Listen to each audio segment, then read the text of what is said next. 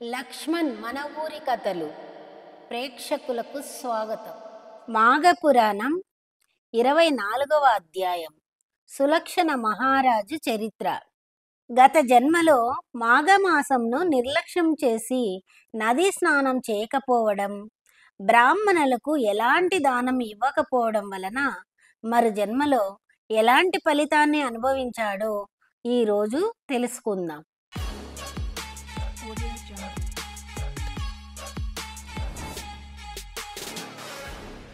సూర్యవంశపు రాజులలో శ్రేష్ఠుడగు సులక్షణ మహారాజు వంగదేశంనకు ప్రభువు.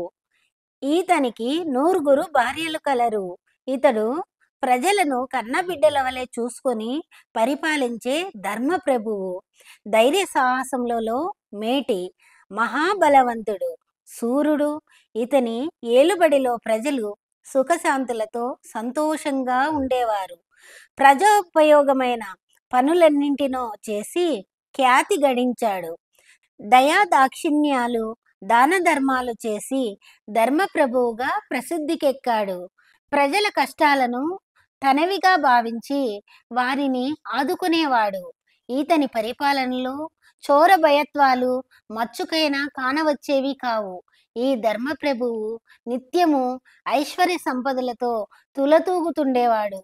ఎంత ఉంటే ఏమి లాభం? అంతటి ధర్మప్రభువు కూడా సంతానలేమితో బాధపడుతుండేవాడు.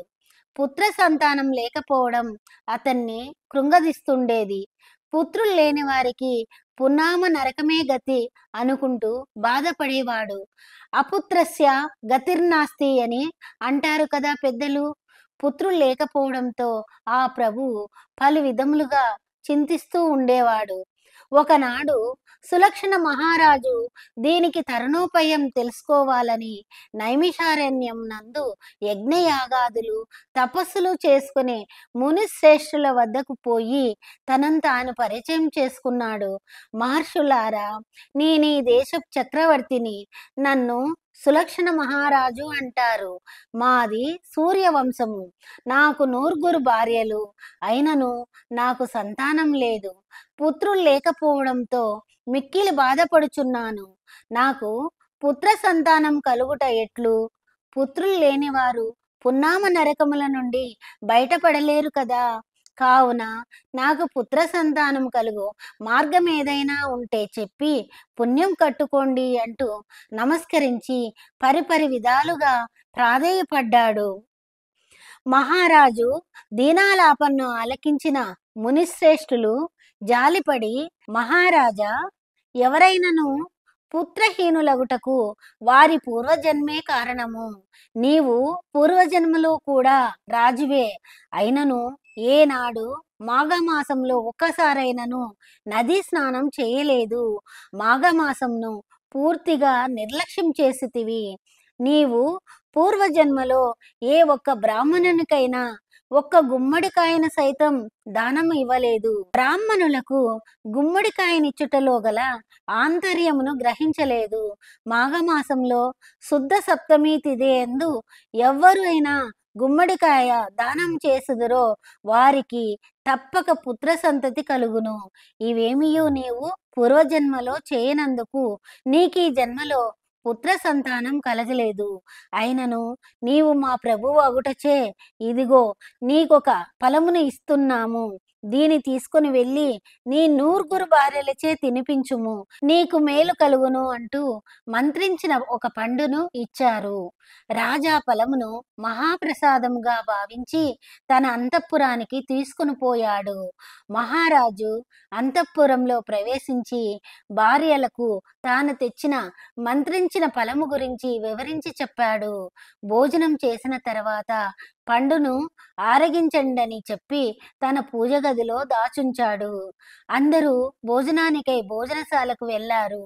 మహారాజు మిగిలిన భార్యలతో భోజనానికై వెళ్ళటం గమనించిన కడపటి భార్య మిక్కిలి ఆశతో ఆ పండును తానే తినదలిచి మరొక మార్గం గుండా పూజ గదికి చేరి మహారాజు భద్రపరిచిన మంత్రఫలంను కాజేసింది. ఎవరికీ తెలియకుండా ఆ మంత్రఫలంను భుజించి మరలా మిగిలిన భార్యలతో కలిసి ఏమీ తెలియని దాని వలె మామూలుగా అందరితో పాటు కలిసి తిరగసాగింది. మహారాజు తన భార్యలతో సహా భోజనం ముగించి మంత్రించిన ఫలంను కోసం చూసేసరికి ఏముందక్కడ? ఒక బంగారు పళ్ళెం తప్ప పండు లేదు. పండు కోసం పలుమార్లు వెతికాడు మహారాజు. తీవ్రమైన కోపంతో అందరినీ అడిగాడు. మాకేం తెలియదన్నారంతా. ఎంతో కష్టపడి ఇంతకాలానికి మహామునుల అనుగ్రహం వలన పొందిన సంతాన ఫలమును పోగొట్టుకుంటుని గదాయని బాధపడ్డాడు, విలపించాడు. ఆ దిగులుతో కుంగిపోయి మంచం పట్టాడు, కృశించిపోయాడు.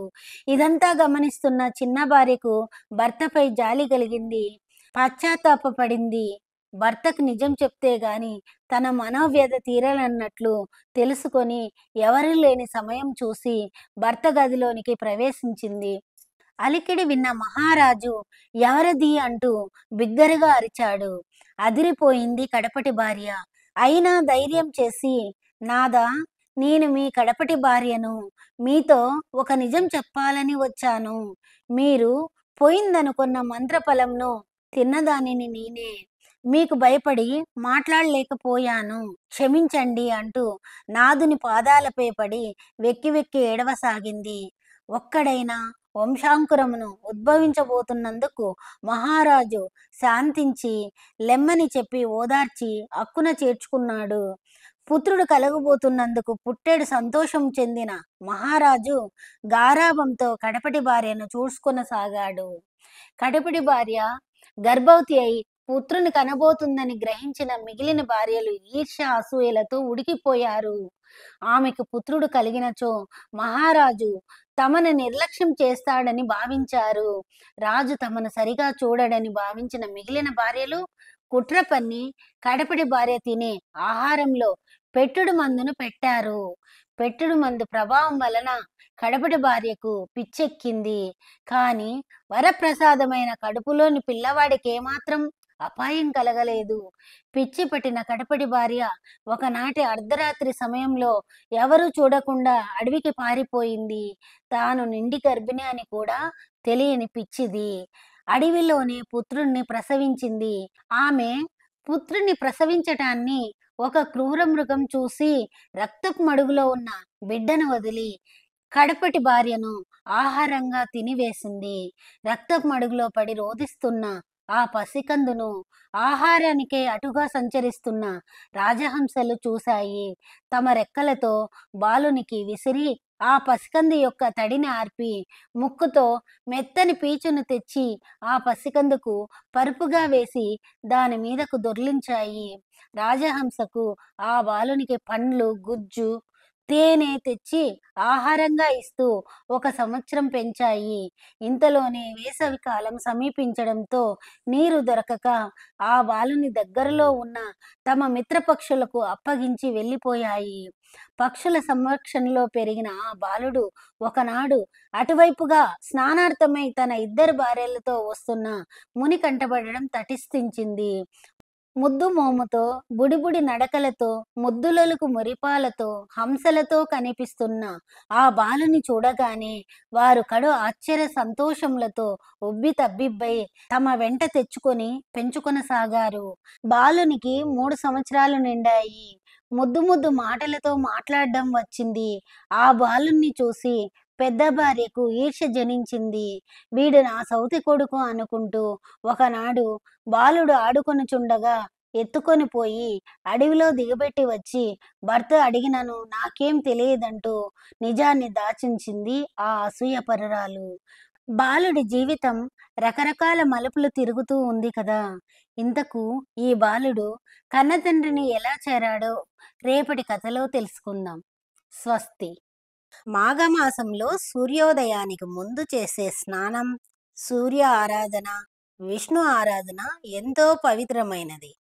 ఎంతటి పాపాన్నుంచైనా విముక్తి కలిగిస్తుందనే విషయాన్ని మాఘపురాణం ద్వారా తెలుసుకున్నాం కదా. ఇలాంటి భక్తి సంబంధమైన మరిన్ని విషయాలను తెలుసుకోవాలంటే లక్ష్మణ్ మన ఊరి కథలు ఛానల్ను లైక్ చేయండి, షేర్ చేయండి, సబ్స్క్రైబ్ చేయండి. ధన్యవాదాలు.